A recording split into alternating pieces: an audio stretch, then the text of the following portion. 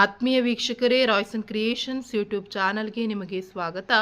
ಇಂದಿನ ಈ ವಿಡಿಯೋದಲ್ಲಿ 8ನೇ ತರಗತಿಯ ದ್ವಿತೀಯ ಸಂಕಲನಾತ್ಮಕ ಮೌಲ್ಯಾಂಕನ SA2 ಪ್ರಶ್ನೆ ಪತ್ರಿಕೆ ಮಾರ್ಚ್ 2026 ಗಣಿತ ವಿಷಯದ ಪ್ರಶ್ನೆ ಪತ್ರಿಕೆಯನ್ನು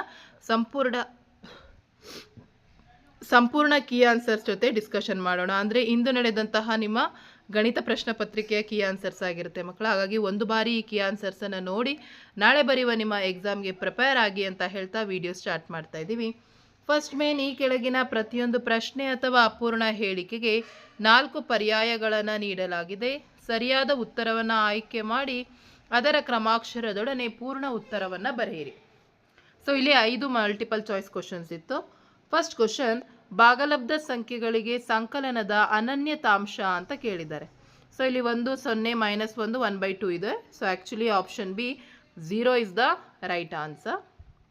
ಸೆಕೆಂಡ್ ಕ್ವಶನ್, ಮೊದಲ n ಬೆಸ ಸಂಖ್ಯೆಗಳ ಮೊತ್ತ ಯಾವಾಗಲೂ ಇದಕ್ಕೆ ಸಮನಾಗಿರುತ್ತದೆ ಅಂತೇಳಿ ಕೇಳಿದ್ದಾರೆ. So n² n+1 2n. So ಉತ್ತರ n² ಆಗಿರ್ತದೆ ಮಕ್ಕಳು. Option B is the right answer. Question number 3, ಮೊತ್ತ ಎ ಅಸಲು ಪಿ ಮತ್ತು ಚಕ್ರಬಡ್ಡಿ CI ಇವುಗಳ ನಡುವಿನ ಸಂಬಂಧ ಕೇಳಿದ್ದಾರೆ. ಸೊ ಈ ಕೊಟ್ಟಿರೋ 4 ಆಪ್ಷನ್ಸಲ್ಲಿ ಆಪ್ಷನ್ ಎನಲ್ಲಿರುವಂತಹ A = P + CI is the correct answer. Amount = principal + compound interest. Next, ಬೀಜೋಕ್ತಿ 2x + 3y - 1 + 4xy ಒಂದು ಏಕಪದೋಕ್ತಿನ, ಬಹುಪದೋಕ್ತಿನ, ತ್ರಿಪದೋಕ್ತಿನ, ಬಹುಪದೋಕ್ತಿ ಕೇಳಿದ್ದಾರೆ ಮಕ್ಕಳ. ಸೊ ಆ್ಯಕ್ಚುಲಿ ಅದು ಒಂದು ಬಹುಪದೋಕ್ತಿಗೆ ಉದಾಹರಣೆ ಮಕ್ಕಳು. ಹಾಗಾಗಿ ಆಪ್ಷನ್ ಡಿ ಬಹುಪದೋಕ್ತಿ is the right answer. Next 5ನೇ ಪ್ರಶ್ನೆ, ಕೆಳಗಿನವುಗಳಲ್ಲಿ ಪೂರ್ಣ ಘನವಲ್ಲದ ಸಂಖ್ಯೆ ಅಂತ ಕೇಳಿದ್ದಾರೆ ಮಕ್ಕಳ. ಸೊ ಇಲ್ಲಿ 4 ಆಪ್ಷನ್ಸ್ ಅನ್ನು ಕೊಟ್ಟಿದ್ದಾರೆ. 216, 1000, 100, 343. ಸೊ ಇಲ್ಲಿ 216 6 ಕ್ಯೂಬ್ ಆಗುತ್ತೆ, 1000 10 ಕ್ಯೂಬ್ ಆಗುತ್ತೆ, 343 7 ಕ್ಯೂಬ್ ಆಗುತ್ತೆ. ಹಾಗಾಗಿ ಇಲ್ಲಿ ಘನವಲ್ಲದ ಸಂಖ್ಯೆ ಯಾವುದಪ್ಪ ಅಂದರೆ 100. ಹಾಗಾಗಿ 100 ಅಂತ ಹಾಕಿದರೆ ನಿಮಗೆ 5 ಅಂಕಗಳು ಆ ಆಪ್ಷನ್ನಲ್ಲಿ ನಿಮಗೆ ಸಿಗ್ತದೆ. ನೆಕ್ಸ್ಟ್ ಸೆಕೆಂಡ್ ಮೇನ್, ಕೆಳಗಿನ ಪ್ರಶ್ನೆಗಳಿಗೆ ಉತ್ತರಿಸಿ. 6ನೆಯ ಪ್ರಶ್ನೆ, ನಿಯಮಿತ ಬಹುಭುಜಾಕೃತಿಯ ವ್ಯಾಖ್ಯಾನವನ್ನು ಕೇಳಿದ್ದಾರೆ. ಸೊ ನಿಯಮಿತ ಬಹುಭುಜಾಕೃತಿ ಅಂದರೆ ಸಮಾನ ಬಾಹುಗಳು ಮತ್ತು ಸಮಾನ ಕೋನಗಳನ್ನು ಹೊಂದಿರುವ ಬಹುಭುಜಾಕೃತಿಗೆ ನಿಯಮಿತ ಬಹುಭುಜಾಕೃತಿ ಅಂತೀವಿ. 7ನೇ ಪ್ರಶ್ನೆ, ಕುಂದಿಲ್ಲದ ಒಂದು ನಾಣ್ಯವನ್ನು ಒಂದು ಬಾರಿ ಚಿಮ್ಮಿದಾಗ ಉಂಟಾಗುವ ಎಲ್ಲ ಫಲಿತಗಳು. ಸೊ ಒಂದು ಬಾರಿ ಚಿಮ್ಮಿದ್ರೆ ಸೊ ಪುಚ್ಚ ಅಥವಾ ಶಿರ ಬರ್ಬೋದು. ಹಾಗಾಗಿ HH HTC ಒಟ್ಟಾರೆ 4 ಫಲಿತಗಳು ಅವೆಲ್ಲವನ್ನು ಕೊಟ್ಟಿದ್ದೀವಿ. ಇದಿಷ್ಟು ಬರೆದಿದ್ರೆ ನಿಮಗೆ ಪೂರ್ಣ ಅಂಕ. ನೆಕ್ಸ್ಟ್, ವ್ಯಾಟ್ ಎಂದರೇನು ಅಂತ ಕೇಳಿದ್ದಾರೆ. ಸೊ ವ್ಯಾಟ್ ಅಂದರೆ ಸರಕುಗಳ ಮಾರಾಟದ ಮೇಲೆ ಸರ್ಕಾರ ವಿಧಿಸುವಂತಹ ತೆರಿಗೆಯನ್ನು ನಾವು ವ್ಯಾಟ್ ಅಂತ ಹೇಳಿ ಕರೆಯಲಾಗ್ತದೆ. ನೆಕ್ಸ್ಟ್, 2 ಪರಿಮಾಣಗಳ ಗುಣಲಬ್ಧವು ಯಾವಾಗಲೂ ಒಂದು ಸ್ಥಿರಾಂಕವಾಗಿರುವ ಸಮಾನುಪಾತವನ್ನು ಹೆಸರಿಸಿ ಅಂತ ಕೇಳಿದ್ದಾರೆ ಮಕ್ಕಳ. ನೆಕ್ಸ್ಟ್ 10ನೇ ಪ್ರಶ್ನೆ, 5 ಮೀಟರ್ನ ಒಂದು ನಿರ್ದಿಷ್ಟ ಬಟ್ಟೆಯ ಮೇಲೆ 210 ರೂಪಾಯಿ. ಸೊ ಅದೇ ಬಟ್ಟೆಯ 2 ಮೀಟರ್ನ ಬೆಲೆ ಎಷ್ಟು? ಸೊ 5 ಮೀಟ್ರಿಗೆ 210 ರೂಪಾಯಿ ಅಂದರೆ ಮಕ್ಕಳ ಫಸ್ಟ್ ನಾವೇನು ಮಾಡಬೇಕು, 1 ಮೀಟ್ರಿಗೆ ಕಂಡುಹಿಡಿಬೇಕು. ಸೊ 1 ಮೀಟರ್ ಬೆಲೆ = 210/5 ಮಾಡಿದ್ರೆ 42 ರೂಪಾಯಿ ಬರುತ್ತೆ. ಅದೇ 1 ಮೀಟ್ರಿಗೆ 22 ರೂಪಾಯಿ ಆದರೆ 2 ಮೀಟರ್ಗೆ 84 ರೂಪಾಯಿ ಆಗ್ತದೆ. ಸೊ ಇದಿಷ್ಟು ನಿಮಗೆ ಒನ್ ವರ್ಡ್ ಆನ್ಸರಲ್ಲಿ ಕೇಳಿದಂಥ ಪ್ರಶ್ನೆಗಳು. ನೆಕ್ಸ್ಟ್ ಥರ್ಡ್ ಮೇನ್, ಕೆಳಗಿನ ಪ್ರಶ್ನೆಗಳಿಗೆ ಉತ್ತರಿಸಿ. ಪಾಪ ಬಾಯನ್ ಮಾಡು. ಸೊ ಇಲ್ಲಿ ನೋಡೋಣ ಮಕ್ಕಳು, 11ನೇ ಪ್ರಶ್ನೆ, ಭಾಗಲಬ್ಧ ಸಂಖ್ಯೆ 2/3 ಮತ್ತು 4/3ಗಳಲ್ಲಿ ಸಂಕಲನದ ಪರಿವರ್ತನೀಯ ನಿಯಮ ಕೇಳಿದ್ದಾರೆ. ಸೊ ಮಕ್ಕಳ, ಸಂಕಲನದ ಪರಿವರ್ತನೀಯ ನಿಯಮ ಅಂತ ಹೇಳಿದ್ರೆ A + B = B + A. So ಇಲ್ಲಿ ಆಲ್ರೆಡಿ ನೋಡಿ ನಾನು ಬರೆದಿದ್ದೀನಿ. ಸೊ 2/3 + 4/3 = 4/3 + 2/3. ಸೊ ಎರಡು ಕಡೆ ಏನಾಗ್ತದೆ ಮಕ್ಕಳ, 6/3 = 6/3.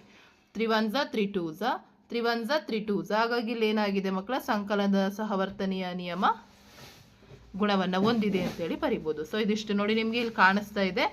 ಇಷ್ಟೇ ಆನ್ಸರ್ಸನ್ನು ಬರೆದಿದ್ರೆ ನಿಮಗೆ ಪೂರ್ಣ ಅಂಕಗಳು ಸಿಗ್ತದೆ. ನೆಕ್ಸ್ಟ್ 12ನೇ ಪ್ರಶ್ನೆ, ಕುಂದಿಲ್ಲದ ಒಂದು ದಾಳವನ್ನು ಒಂದು ಬಾರಿ ಎಸೆಯಲಾಗಿದೆ. ಅದರ ಮೇಲಿನ ಮುಖದ ಒಂದು ಪೂರ್ಣ ವರ್ಗ ಸಂಖ್ಯೆ ಪಡೆಯುವ ಸಂಭವನೀಯತೆ. ಸೊ ಒಟ್ಟಾರೆ ಒಂದು ದಾಳವನ್ನು ಎಸೆದಾಗ ಅಲ್ಲಿ 6 ಮುಖಗಳಿದ್ದಾವೆ. ಸೊ ಹಾಗಾಗಿ 1 2 3 4 5 6. ಸೊ ಅವ್ರು ಕೇಳಿರೋದೇನು, ಒಂದು ದಾಳವನ್ನು ಒಂದು ಬಾರಿ ಎಸೆಯಲಾಗಿದೆ. ಸೊ ಅದರ ಮುಖದ ಪೂರ್ಣ ವರ್ಗ ಸಂಖ್ಯೆ ಇರೋದಲ್ಲಿ 4. ಹಾಗಾಗಿ 1/s. ಸೊ ಇದಿಷ್ಟು ಮಾಡಿದ್ರೆ ನಿಮಗೆ 2 ಅಂಕ ಸಿಗುತ್ತೆ. ನೆಕ್ಸ್ಟ್ 13ನೇ ಪ್ರಶ್ನೆ ಮಕ್ಕಳ, ಕೊಟ್ಟಿರುವ ಚಿತ್ರನಕ್ಷೆಯನ್ನು ಗಮನಿಸಿ ಕೆಳಗಿನ ಪ್ರಶ್ನೆಗಳಿಗೆ ಉತ್ತರಿಸಿ ಅಂತೇಳಿ ಕೇಳಿದ್ದಾರೆ ಮಕ್ಕಳ. ಸೊ ಇಲ್ಲಿ ನೋಡೋಣ ಕ್ವಶನ್. ಸೊ ಜುಲೈ ತಿಂಗಳಲ್ಲಿ ಆದಂತಹ ಕಾರುಗಳನ್ನು ಕೇಳಿದ್ದಾರೆ ಮಕ್ಕಳ. ಸೊ ಇಲ್ಲಿ ನೋಡಿ, ಒಂದು ಕಾರು ಪೂರ್ತಿ ಕಾರಿದ್ರೆ 100, ಅರ್ಧ ಕಾರಿದ್ರೆ 50. ಸೊ ಹಾಗಾಗಿ ನಮಗೆ ಅಲ್ಲಿ ಬರುವಂಥದ್ದು 250 ಮಕ್ಕಳ. ಹಾಗಾಗಿ ಜುಲೈ ತಿಂಗಳಲ್ಲಿ ಆಗಿರುವಂಥದ್ದು ಕಾರುಗಳು 250.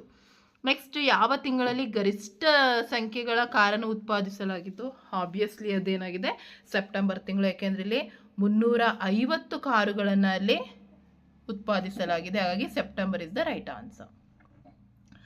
ನೆಕ್ಸ್ಟ್ 14ನೇ ಪ್ರಶ್ನೆಗೆ ಹೋಗೋಣ. ಒಂದು ಸಂಖ್ಯೆಯ ಅವಿಭಾಜ್ಯ ಅಪವರ್ತನವು 2^3 × 3^3 × 5^1 ಆಗಿದೆ. ಒಂದು ಪೂರ್ಣ ಘನ ಸಂಖ್ಯೆಯನ್ನು ಪಡೆಯಲು ಅದಕ್ಕೆ ಗುಣಿಸಬೇಕಾದ ಕನಿಷ್ಠ ಸಂಖ್ಯೆ ಕೇಳಿದ್ದಾರೆ. ಸೊ ಇಲ್ಲಿ ಪೂರ್ಣ ಘನವಾಗಲು ಕನಿಷ್ಠ ಸಂಖ್ಯೆ 50. ಸೊ ಹಾಗಾಗಿ 2^1 5^2 ಗುಣಿಸಿದ್ರೆ ಸಾಕಾಗ್ತದೆ. ಅದಷ್ಟು ಬರೆದ್ರೆ ನಿಮಗೆ ಪೂರ್ಣಾಂಕ. ನೆಕ್ಸ್ಟ್, ಒಬ್ಬ ವ್ಯಕ್ತಿಯು ಒಂದು ಟಿವಿಯನ್ನು 40,000 ರುಗೆ ಖರೀದಿಸುತ್ತಾನೆ. GST ದರ 28% ಆದರೆ GSTಯ ಮೊತ್ತವನ್ನು ಕೇಳಿದ್ದಾರೆ. ಸೊ ಇಲ್ಲಿ ದರ ಕೊಟ್ಟಿದ್ದಾರೆ.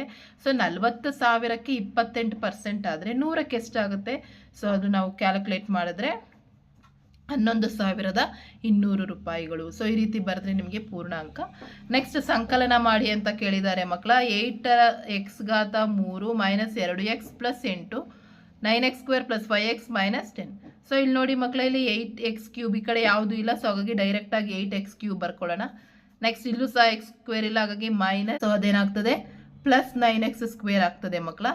ನೆಕ್ಸ್ಟ್ ಇನ್ನು ಉಳಿದಿರೋಂಥದ್ದೇನು, +5x ಇದೆ, -2x ಇದೆ. ಸೊ ಹಾಗಾಗಿ +3x ಆಯಿತು. ನೆಕ್ಸ್ಟ್ ಇಲ್ಲಿ -10 ಇದೆ, ಇಲ್ಲಿ +8 ಇದೆ, ಹಾಗಾಗಿ -2. ಸೊ ಹಾಗಾಗಿ ಇದಿಷ್ಟು ಆನ್ಸರ್ ಬಂದಿದ್ರೆ ನಿಮಗೆ ಪೂರ್ಣಾಂಕಗಳಲ್ಲಿ ಸಿಗ್ತದೆ. ನೆಕ್ಸ್ಟ್ 4th ಮೇನ್, ಕೆಳಗಿನ ಪ್ರಶ್ನೆಗಳಿಗೆ ಉತ್ತರಿಸಿ. 17ನೇ ಪ್ರಶ್ನೆ, 5 2x + 1 625 ಆದರೆ ಎಕ್ಸ್ನ ಬೆಲೆಯನ್ನು ಕಂಡುಹಿಡಿಯಿರಿ. ಸೊ ಇಲ್ಲಿ 5ರ ಎಷ್ಟೋ ಘಾತ 625. ಸೊ ಎಕ್ಸ್ಗೆ ವ್ಯಾಲ್ಯೂ ಕೊಡಿ ಮಕ್ಕಳ. ಸೊ ಇಲ್ಲಿ ಸ್ವಲ್ಪ ನಂಬರ್ ತಪ್ಪಾಗಿದೆ. ಸೊ ಹಾಗಾಗಿ ಓಕೆ, ಅದನ್ನು ಇದು ಮಾಡ್ಕೊಳ್ಳಿ.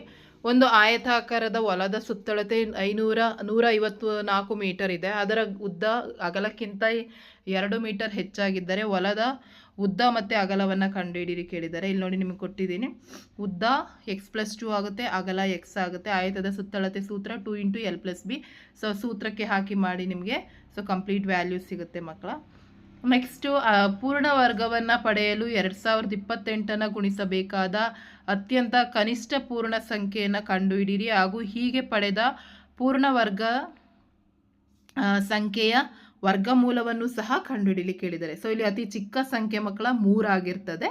ಸೊ ಹಾಗಾಗಿ ಪೂರ್ಣ ವರ್ಗ ಸಂಖ್ಯೆ ಏನಾಗಿರ್ತದೆ ಅಂದರೆ 6084 ವರ್ಗಮೂಲ 78. ನೆಕ್ಸ್ಟ್ ಇಲ್ಲಿ 4 ಮೇಕೆಗಳು ಅಥವಾ 6 ಕುರಿಗಳು ಒಂದು ಹೊಲವನ್ನು 40 ದಿನಗಳಲ್ಲಿ ಮೇಯಬಲ್ಲವು. 4 ಮೇಕೆಗಳು ಮತ್ತು 14 ಕುರಿಗಳು ಇದೇ ಹೊಲವನ್ನು ಮೇಯಲು ಬೇಕಾದ ದಿನಗಳ ಸಂಖ್ಯೆ. ಸೊ ಕ್ಯಾಲ್ಕುಲೇಟ್ ಮಾಡಿ 12 ದಿನಗಳು ಬರ್ತದೆ ಮಕ್ಕಳ. ನೆಕ್ಸ್ಟ್ ಅಪವರ್ತನ ಈಸಿ ಇದೆ. ನೆಕ್ಸ್ಟ್ ಇಲ್ಲಿ ನಮಗೆ 22ನೇ ಪ್ರಶ್ನೆ, ಒಂದು ನಿಯಮಿತ ಬಹುಭುಜಾಕೃತಿಯ ವರಕೋನ ಮತ್ತು ಒಳಕೋನಗಳ ಅನುಪಾತವನ್ನು ಕೊಟ್ಟಿದ್ದಾರೆ. 2:7. ಬಹುಭುಜಾಕೃತಿಗಳ ಬಾಹುಗಳ ಸಂಖ್ಯೆಯನ್ನು ಕಂಡುಹಿಡಿಯಿರಿ ಮತ್ತು ಅದನ್ನು ಹೆಸರಿಸಿ. ಸೊ ನಾವಿಲ್ಲಿ ಆ ಕ್ವಶನನ್ನು ಬರ್ಕೊಂಡು ಮಾಡಿದ್ದೀವಿ ನೋಡಿ ಮಕ್ಕಳ. ಸೊ ಇಲ್ಲಿ ನಾವು 2x + 7x = 180. ಒಳಕೋನ ಮತ್ತು ವರಕೋನ ಕೊಟ್ಟಿದ್ದಾರೆ. ಒಳಕೋನ ವರಕೋನದ ಮೊತ್ತ 180 ಡಿಗ್ರಿ ಆಗುತ್ತೆ. ಹಾಗಾಗಿ 9x = 180. So x = 2x. So ವರಕೋನದ ಮೊತ್ತ 2 × x ಮಾಡಿದ್ರೆ 40 ಡಿಗ್ರಿ ಬರ್ತದೆ. ಒಳಕೋನ 140 ಬರ್ತದೆ ಮಕ್ಕಳ. ಸೊ ಅಲ್ಲಿ ಒಟ್ಟು ಬಾಹುವನ್ನು ಕೇಳಿರೋದ್ರಿಂದ 360 / 40 ಮಾಡಿದ್ರೆ 9 ಆಗುತ್ತೆ. ಹಾಗಾಗಿ 9 ಬಾಹುಗಳು ಇರುವಂಥದ್ದು. ನೆಕ್ಸ್ಟ್ ಇಲ್ಲಿ ನಮಗೆ ಉದ್ದ ಅಗಲವನ್ನು ಕೊಟ್ಟಿದ್ದಾರೆ. ಸೊ ಈಸಿಯಾಗಿ ನಾವು ವಿಸ್ತೀರ್ಣವನ್ನು ಕಂಡುಹಿಡಿದ್ಬಿಟ್ಟು ಮಾಡ್ಬೋದು. ನೆಕ್ಸ್ಟ್ 24ನೇ ಪ್ರಶ್ನೆ, ಅಕ್ಷಗಳ ಮೇಲೆ ಸೂಕ್ತ ಪ್ರಮಾಣದೊಂದಿಗೆ ಕೆಳಗಿನ ಕೋಷ್ಟಕವನ್ನು ಒಂದು ನಕ್ಷೆಯನ್ನು ರಚಿಸಲಿಕ್ಕೆ ಕೊಟ್ಟಿದ್ದಾರೆ ಮಕ್ಕಳ. ಸೊ ಏನೂ ಇಲ್ಲ, ಬಹಳ ಈಸಿ ಇದೆ. ಸೊ ಈ ರೀತಿ ನೀವು ಸೇಬುಗಳು ಮತ್ತು ಬೆಲೆಗಳನ್ನು ತೆಗೆದುಕೊಂಡ್ರೆ ಸೊ ನಮಗೆ ಇಲ್ಲೊಂದು ಈ ರೀತಿ ನಕ್ಷೆ ಸಿಗ್ತದೆ ಮಕ್ಕಳ. ಸೊ ಗೊತ್ತಿದೆ, ಇಲ್ಲಿ ಸೇಬುಗಳ ಸಂಖ್ಯೆಯನ್ನು ತೆಗೆದುಕೊಳ್ತಾ ಹೋಗಿ. ಸೊ 2, 4, 6, 8, 10. ಸೊ 2ರಲ್ಲಿ 10, 40, 20. ಸೊ ಈ ರೀತಿ ಆಗ್ತಾಗ ಈ ರೀತಿ ಒಂದು ನಕ್ಷೆ ಸಿಗ್ತದೆ. ಇಲ್ಲಿ ಕೇಳಿದ್ದಾರೆ ನಕ್ಷೆಯ ಮೂಲಕ ಮೂಲ ಬಿಂದುವಿನ ಮೂಲಕ ಅದು ಹೋಗ್ತದೆ. ಹೌದು. 5 ಸೇಬುಗಳ ಬೆಲೆ ಎಷ್ಟು ಕೇಳಿದ್ದಾರೆ. ಒಂದು ಸೇಬಿಗೆ 5 ರೂಪಾಯಿ ಇದೆ, ಹಾಗಾಗಿ 5 ಸೇಬುಗಳ ಬೆಲೆ 25. 45 ರೂಪಾಯಿಗೆ ಎಷ್ಟು ಸೇಬು ಸಿಗುತ್ತೆ ಅಂತ ಕೇಳಿದರೆ ಸೊ 9 ಸೇಬುಗಳು ಸಿಗ್ತದೆ. ಸೊ ಹಾಗಾಗಿ ಬಹಳ ಈಸಿ ಇತ್ತು, ಎಲ್ಲ ಚೆನ್ನಾಗಿ ಮಾಡಿರ್ತೀರ ಅಂತ ಅಂದ್ಕೊಂಡು ಈ ವಿಡಿಯೋನ ಎಂಡ್ ಮಾಡ್ತಾ ಇದ್ದೀನಿ ಮಕ್ಕಳ. ಹೆಚ್ಚಿನ ವಿಡಿಯೋಗಾಗಿ ರಾಯ್ಸನ್ ಕ್ರಿಯೇಷನ್ಸ್ ಯೂಟ್ಯೂಬ್ ಚಾನಲನ್ನು ಸಬ್ಸ್ಕ್ರೈಬ್ ಮಾಡಿ.